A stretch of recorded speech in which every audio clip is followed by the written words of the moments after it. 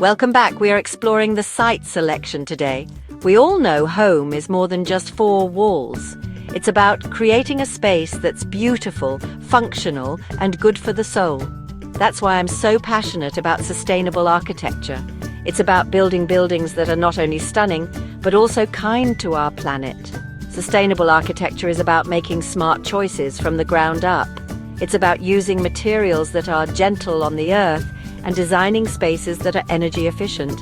And it all starts with picking the right spot to build. Think of it like baking a cake. You wouldn't start with a cracked pan, would you? The same goes for building a building. The right location is the foundation for a sustainable and beautiful space. Choosing the right spot for your dream building is crucial. It's like finding the perfect piece of land for your garden. You want fertile soil, plenty of sunshine, and maybe a little shade for those hot summer days. When it comes to sustainable site selection, we look at a few key things. First, we consider the lay of the land. Is it flat or hilly? What direction does it face? These factors affect how much sunlight the building will get, which influences energy efficiency. We also think about access to resources. Is there public transportation nearby? Are there shops and schools within walking distance? These things reduce our reliance on cars, which is good for the environment and our health. Building with nature in mind is key to sustainable design. We want our buildings to complement the environment, not compete with it. That means paying attention to the existing ecosystem. Are there trees we can preserve? Can we incorporate natural water features into the design? These elements not only add beauty, but also provide natural cooling and reduce the risk of flooding. We also want to make sure we're not disturbing the land more than necessary. Minimizing grading and preserving topsoil are important for healthy plant life and preventing erosion. Everyone deserves a building that's easy to get to and navigate. That's why accessibility is a big part of sustainable site selection. We think about things like sidewalks, ramps, and well-lit pathways. These features make it easier for people of all abilities to move around safely and comfortably, and it's not just about getting to the front door. We also consider access to public transportation, bike lanes, and pedestrian-friendly streets. Because when we make it easier for people to choose alternative modes of transportation, we create a healthier, more sustainable community. Section 5. Love thy neighbour, building community brick by brick. A building is more than just a structure, it's part of a community. That's why we always consider the impact our projects will have on the surrounding neighbourhood. We talk to the folks who live and work in the area. We listen to their concerns and incorporate their feedback into our designs.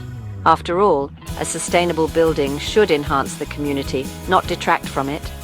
We also look for opportunities to create gathering spaces and promote a sense of belonging. Whether it's a community garden, a playground, or a shared courtyard, these spaces bring people together and foster a sense of connection. Section 6. Second chances breathing life into forgotten spaces.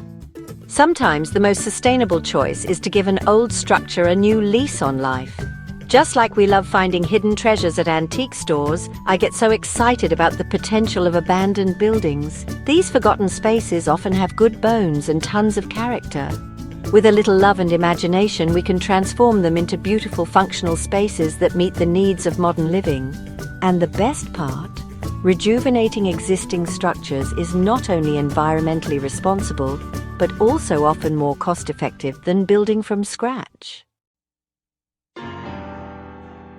Section 7. Saving green while going green. It pays to repurpose. Let's talk dollars and cents, folks. Choosing to renovate an existing structure often makes financial sense, and it's a win for the environment. Think about it. Reusing materials means we're not creating more waste in landfills. Plus, we're reducing the demand for new resources, which saves energy and lowers carbon emissions. It's a win-win. And let's not forget the charm factor. Reclaimed wood, exposed brick, and vintage fixtures add character and warmth that you just can't replicate in a brand new building. Section 8. Case study, the High Line, from rust to riches. Y'all, have you heard of the High Line in New York City? It's a perfect example of how a forgotten space can be transformed into something truly special. This elevated railway was once slated for demolition, but thanks to some visionary folks, it's now a stunning park that runs through the city. It's a green oasis amidst the hustle and bustle, and it shows what's possible when we think creatively about urban spaces.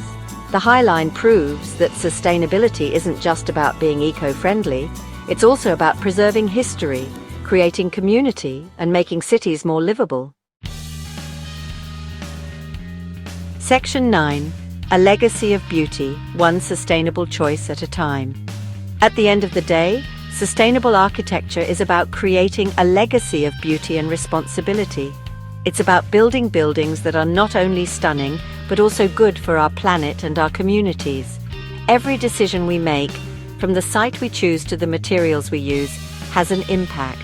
By choosing to build sustainably, we're creating buildings that will last for generations to come and leaving the world a little bit better than we found it.